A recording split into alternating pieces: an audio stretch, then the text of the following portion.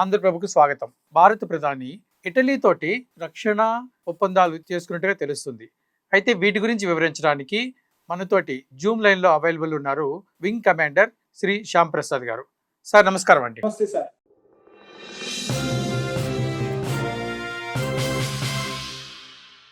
భారత ప్రధాని గారు ఇటలీ పర్యటనలో ఉన్నారు. చాలా ఒప్పందాలు ఇటలీతో చేసుకున్నారు. అయితే దీంట్లో ముఖ్యంగా స్పెషల్ స్ట్రాటజిక్ పార్ట్నర్షిప్ అనేది కొత్తగా వినిపిస్తున్నటువంటి విషయం. సో ఇది ఏంటి ఈ స్పెషల్ స్ట్రాటజిక్ పార్ట్నర్షిప్ అంటే ఏంటి సార్? ఇప్పుడు మన దేశంలో ప్రతి దేశానికి మన దేశంతో దౌత్య సంబంధాలు ఉంటాయి. దౌత్య సంబంధాలు అంటే ఏంటి? ప్రతి దానికి మనం వీసాకి కానీ, లేకపోతే స్టూడెంట్ ఎక్స్చేంజ్ ప్రోగ్రామ్ కానీ, బిజినెస్ కానీ, డిఫెన్స్ కానీ, మనం మన దౌత్య సంబంధాలు అక్కడ ఎంబసీ పెట్టుకోవాలన్నా కానీ, ప్రతి దానికి ఒక రూల్స్ ఉంటాయి. బిజినెస్ రూల్స్ 2 కంట్రీస్ పెట్టుకుంటాయి. అవి దగ్గర ఉండే కొద్దీ చిన్న చిన్నగా పెరుగుతాయి. మన సంబంధం ఎలా పెరుగుతూ వచ్చింది అంటే, ఇటలీ ప్రధాని గారు చెప్పినట్టుగానే ఒక బ్రహ్మాండమైన దౌత్య సంబంధం నుంచి, ఒక మ్యూచువల్ పార్ట్నర్షిప్ నుంచి, ఒక మ్యూచువల్ అండర్స్టాండింగ్ నుంచి ఈరోజు స్పెషల్ స్ట్రాటజిక్ పార్ట్నర్షిప్ గా వెళ్ళింది. ఫస్ట్ పార్ట్నర్షిప్, తర్వాత స్ట్రాటజిక్, స్పెషల్ పార్ట్నర్షిప్. మన వ్యూవర్స్ కి అర్థమయ్యే విధంగా చెప్పాలి అంటే, మీరు ఊహించండి, తెలంగాణ నుంచి ఆంధ్రాకి వెళ్ళాలంటే పెద్దగా టెన్షనే ఉండదు. టోల్ క్రాస్ చేయడం, టోల్ పే చేసి వెళ్ళిపోవడమే.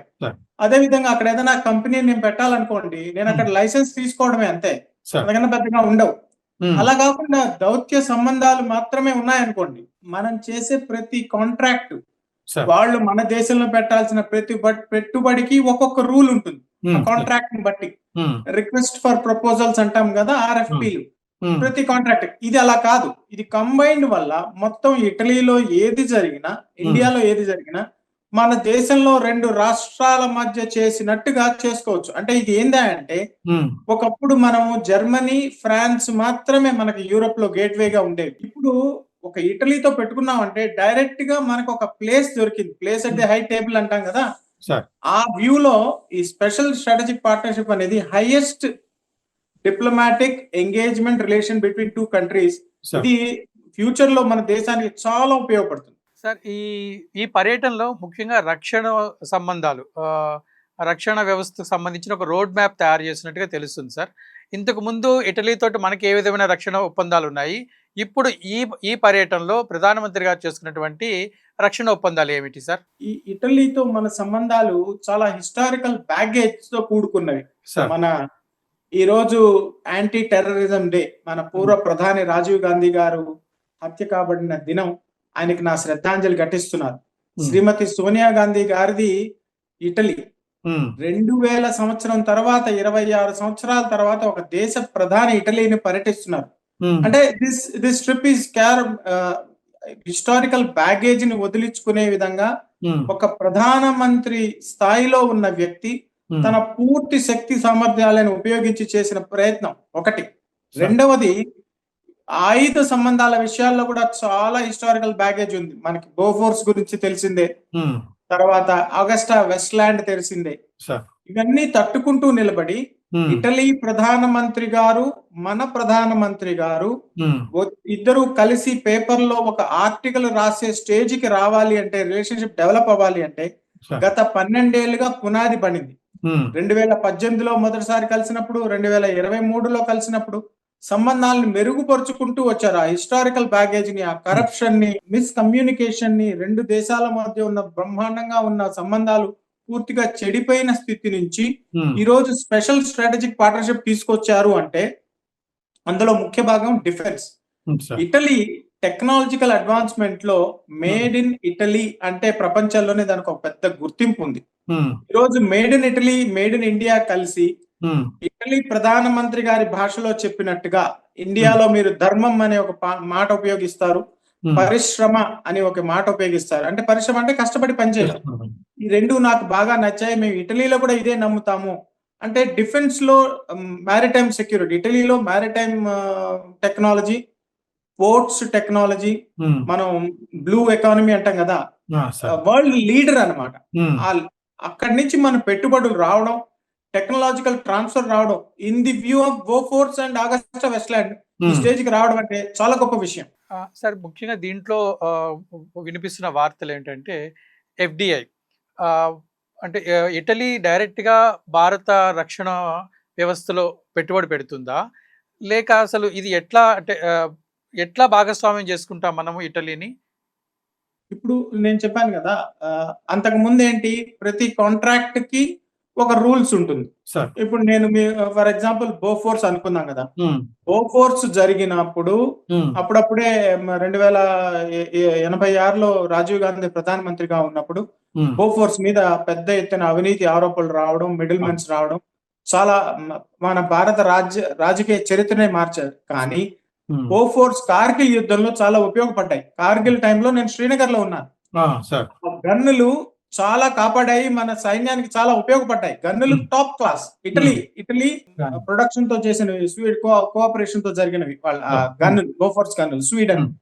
తర్వాత ఆగస్టా వెస్ట్‌ల్యాండ్ హెలికాప్టర్స్ వచ్చినప్పుడు నేను ఢిల్లీలో ఉన్నాను. ఆగస్టా వెస్ట్‌ల్యాండ్ కోసం మొత్తం 12 కొనుక్కోవాలనుకున్నాం. 12 కొన్నాం. 8 కొనాలంటే 12 ఎందుకు కొన్నారని పెద్ద హంగామా జరిగింది. అప్పుడు సిట్టింగ్ ఎయిర్ ఫోర్స్ చీఫ్ ని కూడా సిబిఐ అరెస్ట్ చేయడం జరిగింది చరిత్రలో మొదటిసారి.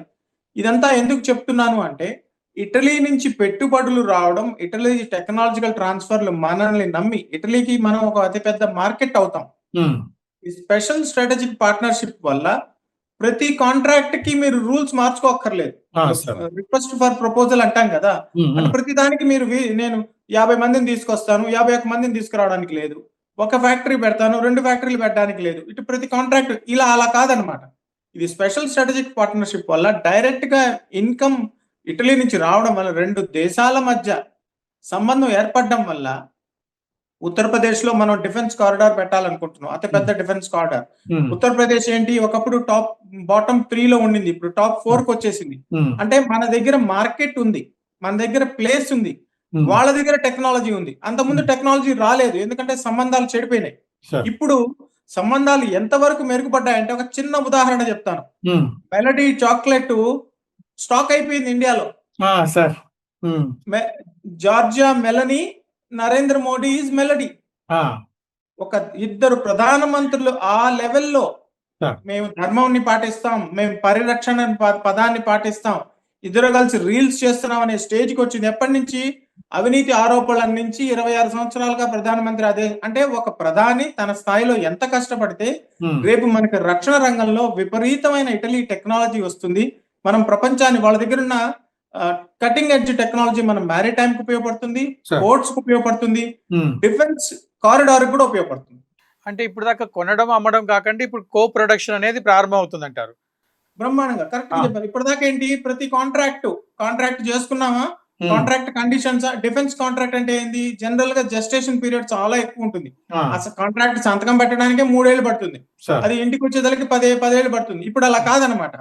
బయ్యర్ సెల్లర్ అగ్రిమెంట్ నుంచి టెక్నాలజికల్ ట్రాన్స్ఫర్ దాకా వచ్చేసాం. అంటే మీ కంపెనీ ఇక్కడ పెడతాం, ఇక్కడ ప్రొడక్షన్ అవుతుంది, కో ప్రొడక్షన్ అవుతుంది, make in India, make in Italy రెండు కలిసి మెలడీ అవుతాయి.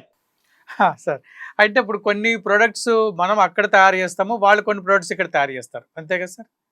అవును. ఇప్పుడు అంతకుముందు ఏంటి, మనం అక్కడ పోయే ఛాన్సే లేదు, వాళ్ళు రానిచ్చేవాళ్ళు కాదు. ఎందుకంటే మనం అక్కడ అంత దూరం, కరెక్ట్ గా చెప్పారు మీరు, మనం అంత దూరం 26 సంవత్సరాల నుంచి ఇటలీ, 43 సంవత్సరాల నుంచి నార్వే వెళ్ళలేదు అన్నది ఎంత నిజమో, ఈ పెద్ద దేశాలు మనల్ని అక్కడికి రానిలేదు అన్నది కూడా అంతే నిజం కదా.